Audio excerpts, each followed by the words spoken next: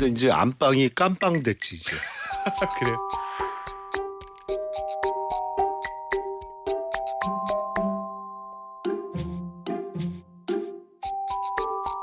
속으로는 어쩔 수 없는 근본적인 경멸감이 있었던 것 같아요. 당시 김건희 피고인에 대해서 저게 정말 운이 좋아서 남편이 대통령 되는 바람에 영부인으로 저렇게 떵떵거리고 나한테 지시하고 그러는데 네. 그러니까 뭐 여사님이나 이건 차마 본인만 볼 수 있는 핸드폰 저장에는 그렇게 쓰고 싶지는 않았던 거죠. 김건희 씨는 박성재 전 법무부 장관에게 지난해 5월 텔레그램을 보냈습니다. 내 수사는 어떻게 되고 있냐며 대검이 맡고 있냐고 했고 김정숙, 김혜경 수사는 어떻게 되어가냐고 했습니다. 그리고 김명수 수사는 2년이 넘었는데 왜 방치되고 있냐고 질책하듯 물었습니다. 아무것도 아닌 대통령 부인이 검찰총장을 지휘하는 법무부 장관에게 부적절한 문자를 보낸 겁니다. 그런데 JTBC가 확보한 통화 내역에 따르면 윤 전 대통령은 김건희 씨가 메시지를 보내기 전후로 박 전 장관에게 여러 차례 전화했습니다. 지난해 5월 2일 이원석 당시 검찰총장은 서울중앙지검에 김건희 씨 명품백 사건 수사 전담팀 구성을 지시했습니다. 그리고 이틀 뒤인 4일 오전 9시 36분 윤 전 대통령은 박 전 장관과 약 1시간 15분간 통화했습니다. 김건희 씨가 박 전 장관에게 텔레그램 메시지를 보내기 바로 전날입니다. 박 전 장관이 검찰총장을 패싱하고 대규모 인사를 내기 직전에도 전화가 집중적으로 이루어졌습니다. 인사 전날인 5월 12일 윤 전 대통령은 박 전 장관에게 4번 전화를 걸었습니다. 통화는 총 42분간 이루어졌습니다. 그리고 5월 15일 오전 8시 12분쯤 박 전 장관은 윤 전 대통령에게 전화를 걸어 약 10분간 통화를 했습니다. 이처럼 윤 전 대통령이 길을 터주고 김건희 씨가 수사에 관여한 게 아니냐는 의혹이 제기되는 이유입니다. 지난해 5월 김건희 씨 수사 지휘 라인은 전부 교체됐고 김건희 씨는 황제 조사를 받은 뒤 명품백 사건과 주가 조작 사건 모두 무혐의 처분을 받았습니다. 대통령은 검찰 수사를 지휘할 수 없고 당연 법무부 장관에게 지시할 수 없습니다. 대통령 부인이 장관에게 연락한 건 그 자체로 매우 부적절합니다. 모두 수사로 밝혀져야 할 부분입니다. JTBC 김혜리입니다. 네, 정리하면 지난해 5월 당시 윤석열 대통령은 박성재 법무부 장관에게 전화를 했습니다. 그리고 같은 달 김건희 씨가 박성재 장관에게 텔레그램을 보냈습니다. 당시 대통령은 사정기관을 담당하는 민정수석에게도 여러 차례 전화했습니다. 부의 제로를 위해 전방위로 뛰었던 걸로 보입니다. 당시 검찰은 디올백 전담팀을 꾸리고 김건희 씨 소환을 논의하고 있었습니다. 윤정주 기자입니다. 대통령실은 민정수석실을 새로 만들고 지난해 5월 7일 이 자리에 김주현 전 민정수석이 임명됩니다. 윤 전 대통령이 대선 때 내건 민정수석실 폐지 공약을 번복하고 임명한 인사입니다. 대통령의 제가 당선이 되면 어떠한 그 사정과 그 수사에도 일절 관여하지 않겠다는 뜻에서 민정수석실을 폐지하겠다는 말씀을. 김건희 씨 수사를 위해 검찰이 명품백 전담팀을 꾸린 직후입니다. 이 때문에 임명 당시부터 검찰에 대한 장악력을 의식한 인사란 지적이 나왔습니다. 특히 윤석열 전 대통령은 같은 날 김주현 민정수석에게 집중적으로 전화했습니다.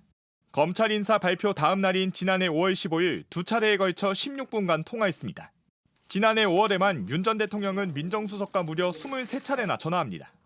V0라 불리던 김건희 씨가 법무부 장관의 월권적 메시지를 보낼 무렵 남편인 대통령은 사정기관을 책임지는 두 축, 법무장관과 민정수석에게 잇따라 전화를 한 겁니다.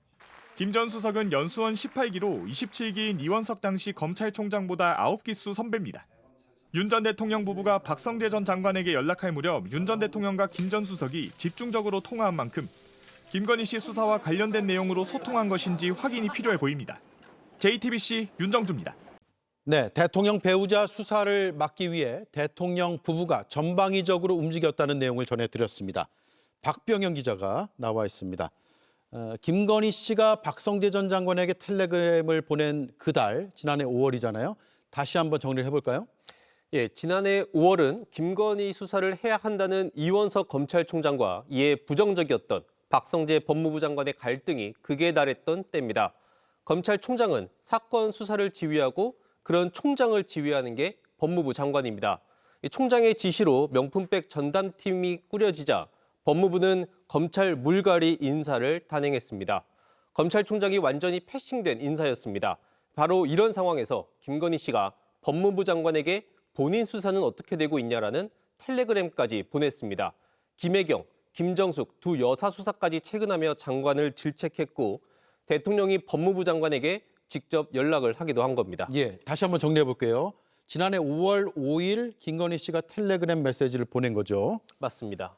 박성재 전 장관에게요. 그리고 박성재 전 장관에게 윤석열 대통령, 당시 대통령이 전화해서 통화한 게 5월 15일이네요. 맞습니다. 예. 자, 그리고 동시에 사정기관을 담당하는 대통령실의 민정수석에게도 전화를 했다는 거죠. 예, 앞서 보신 대로입니다. 일단 김주현 전 민정수석에 임명된 배경을 주목해 볼 필요가 있습니다. 검찰 수사에 관여하지 않겠다며 민정을 폐지했던 게 윤석열 전 대통령의 공약이었습니다. 그런데 김주현 전 수석은 당시 검찰총장보다 9기수 선배입니다. 박성재 전 장관은 총장보다 10기수 위 선배입니다. 대통령 역시 검찰총장 출신입니다.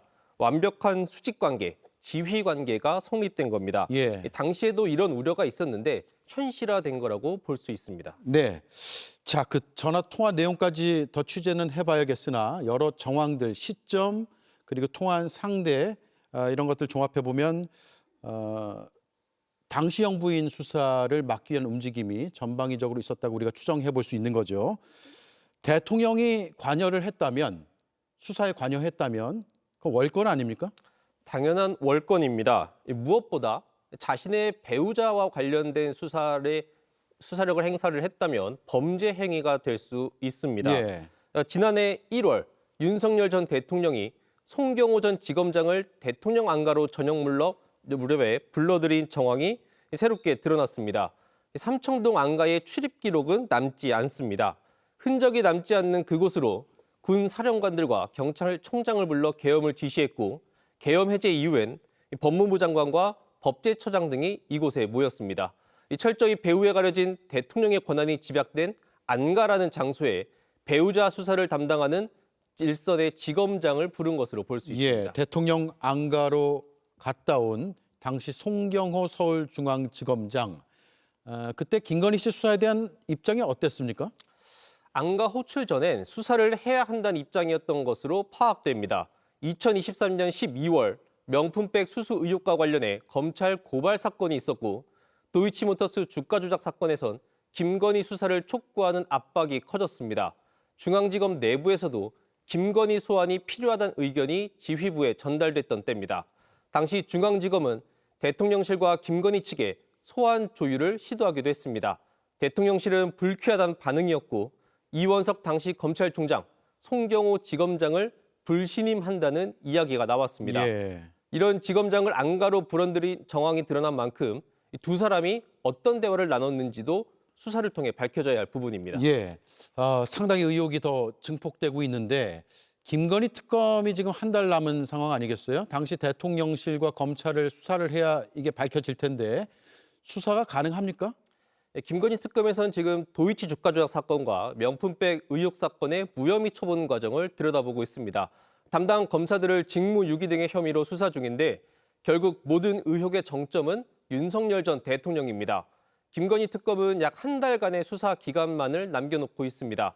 검찰 시스템을 붕괴시킨 이 사안을 수사하기엔 조금 모자른 수사 기간일 수도 있습니다. 예. 김건희 특검법을 개정해 수사 기간을 연장해서라도 이번 사건에 대한 진실 규명 반드시 필요해 보입니다. 예, 진실 규명 필요해 보이고요.